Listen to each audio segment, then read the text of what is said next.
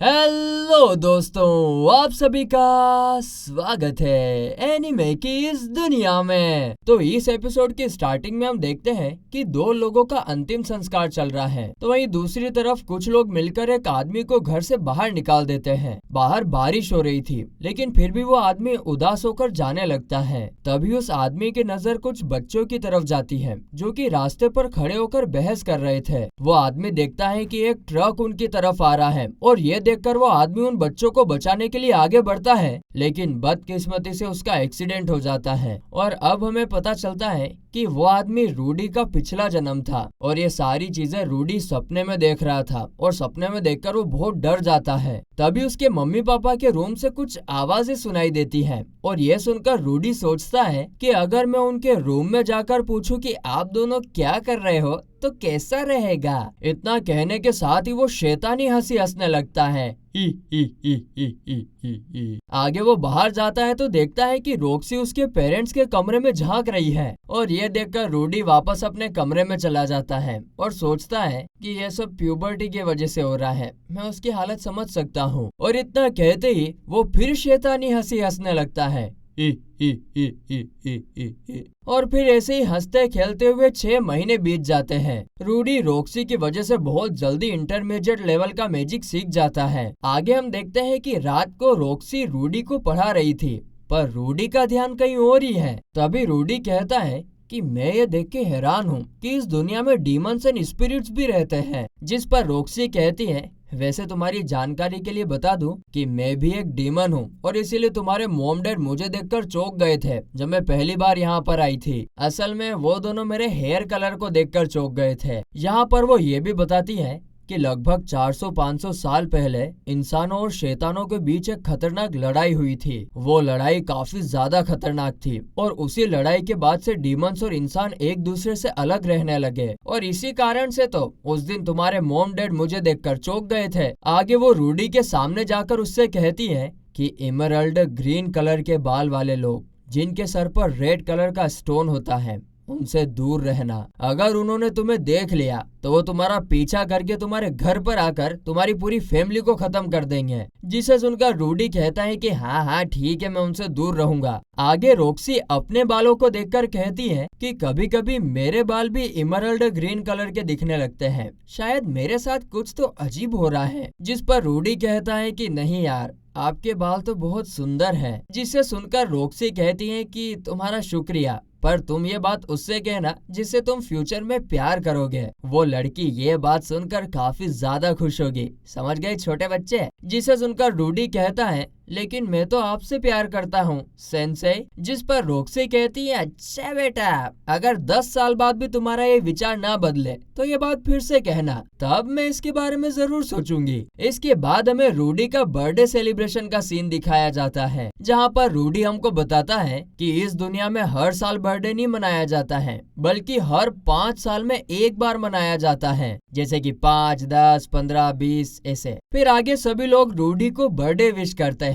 Happy birthday to you, happy birthday dear, और birthday party शुरू हो जाती है। सारी एनिमे फैमिली आ जाओ, भंडारा खाना है, सब मजे से खा के जाना। और इस बर्थडे पार्टी में काफी सारे खाने के साथ साथ पॉल का करतब भी देखने को मिलता है और वो एकदम जोकर की तरह बर्ताव कर रहा था, जिसे देखकर उसकी वाइफ और रॉक्सी मन ही मन हंसने लगते हैं। तो वहीं पार्टी खत्म होने के बाद पॉल रूडी को एक तलवार देता है, पर उसे देखकर रूडी ज्यादा खुश होता नहीं है क्योंकि उसे तलवार से ज्यादा मैजिक में इंटरेस्ट होता है। क्योंकि दोस्तों आप लोगों को तो पता ही है कि हम मैजिक से कुछ भी कर सकते हैं, धोती फाड़ के रुमाल बना सकते हैं। और इसके बाद हम देखते हैं कि ज़ेनिथ उसे एक मैजिक की किताब देती है और ये देखकर रूडी काफी ज्यादा खुश होता है। वैसे आप लोगों ने भी अभी भंडारा खाया ना, आप गिफ्ट क्या लेकर आए, खाली बस ऐसे खाने आ गए?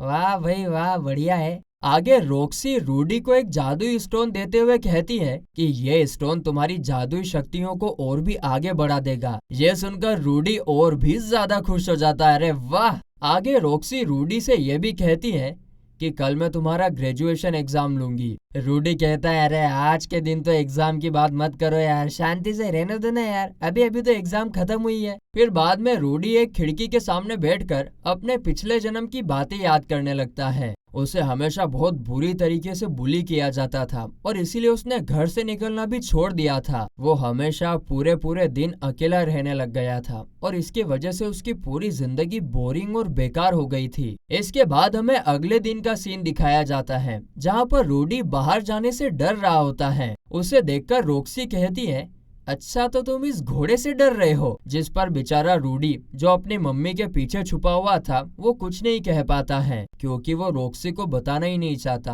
कि वो घर से बाहर जाने से डर रहा है उसकी पिछली लाइफ की वजह से। जिसके बाद रॉक्सी रूडी को उठाकर घोड़े के ऊपर बिठा देती है और उसे बाहर ले जाने लगती है और इसकी वजह से धीरे धीरे रूडी को उसके पिछले जन्म की बातें याद आने लगती है और वो बाहर जाने से बहुत ज्यादा डर रहा होता है। और फिर आगे जब वो कुछ लोगों को देखता है तो वो कांपने लग जाता है कि कहीं ये आकर मेरे को बुली ना कर दे। पर वो नोटिस करता है कि यहाँ पर तो सभी लोग एकदम पीसफुल हैं और अच्छे हैं। फिर आगे वो सोचता है कि शायद यहाँ पर डरने वाली कोई बात नहीं है और इसीलिए फिर वो बहुत कॉन्फिडेंस के साथ रास्ते में सबको, और भैया क्या हालचाल, जय राम जी की, सलाम वालेकुम, ऐसा कहते हुए आगे जाने लगता है। यहाँ पर हम ये भी देखते हैं कि पिछले 1 साल में रॉक्सी ने गांव वालों के साथ अच्छे से पहचान बना ली होती है क्योंकि यहाँ पर हर कोई उसका हाल चाल पूछ रहा था। मैडम जी कैसे हो, घर पर सब ठीक है ना। इसके बाद रॉक्सी रूडी को एक खाली मैदान पर लेकर आती है और कहती है कि ये जगह बिल्कुल ठीक है, मैं इसे सिर्फ एक बार करूंगी,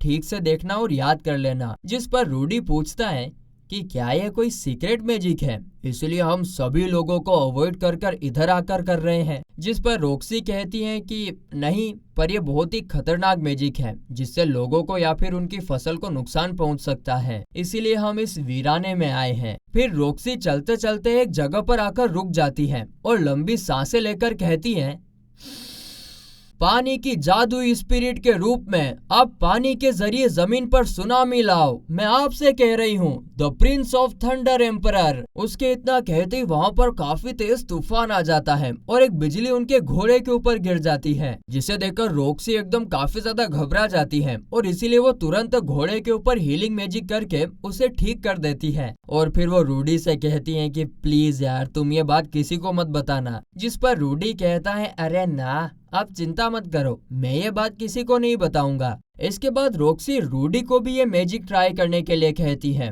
और खुद घोड़े को प्रोटेक्ट करने के लिए एक शील्ड जैसा कुछ बना लेती है। इसके बाद रूडी भी वहाँ पर जाकर कहता है कि पानी की जादुई स्पिरिट के रूप में आप पानी के जरिए जमीन पर सुनामी लाओ, मैं आपसे कह रहा हूँ, the Prince of thunder emperor. और उसके इतना कहते से वहाँ पर काफी बड़ा तूफान आ जाता है। ये देखो रॉक्सी चौंक जाती है और कहती है कि ये तो काफी शानदार है। तो फिर वहीं तूफान शांत होने के बाद रॉक्सी रूडी से कहती है कि अब तुम्हें सिखाने के लिए कुछ भी नहीं बचा, कॉन्ग्रेचुलेशन, तुम एक अच्छे जादूगर बन चुके हो। ये सुनकर रूडी थोड़ा सा उदास हो जाता है लेकिन फिर वो एक स्माइल करता है, ही ही ही ही ही ही। तो फिर वहीं रात होने पर रूडी के पेरेंट्स रॉक्सी से कहते हैं कि रॉक्सी अगर तुम चाहो तो अभी भी हमारे साथ रह सकती हो। जिस पर रॉक्सी कहती हैं कि जी आपका शुक्रिया, पर मैं पूरी दुनिया घूमकर अपनी जादुई शक्तियों को बेहतर करना चाहती हूँ और इसीलिए मेरा यहाँ से जाना जरूरी है। फिर आगे वो रूडी से कहती हैं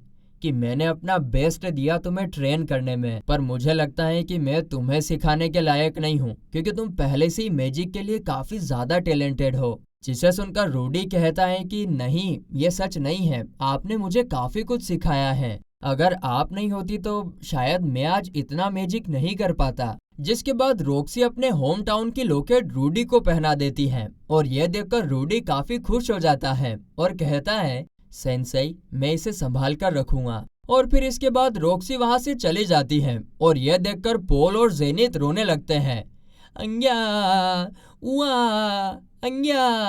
तभी रूडी तेजी से भागता है और चिल्लाते हुए कहता है कि मुझे इतना कुछ सिखाने के लिए शुक्रिया सेंसेई। और उसके बाद फिर रूडी अपने मन में कहता है कि उसने मुझे बहुत कुछ दिया, एक्सपीरियंस, नॉलेज मुझे बाहर लेकर गई, जिसके लिए मैं काफी टाइम से ट्राई कर रहा था लेकिन नहीं कर पाया। मगर रॉक्सी के आने के बाद सब कुछ बदल गया और इन सब के लिए मैं उस छोटी लड़की की बहुत रिस्पेक्ट करता हूँ। और बस वो ये सोच ही रहा था कि इसी के साथ ये एपिसोड यहीं पर खत्म होता है।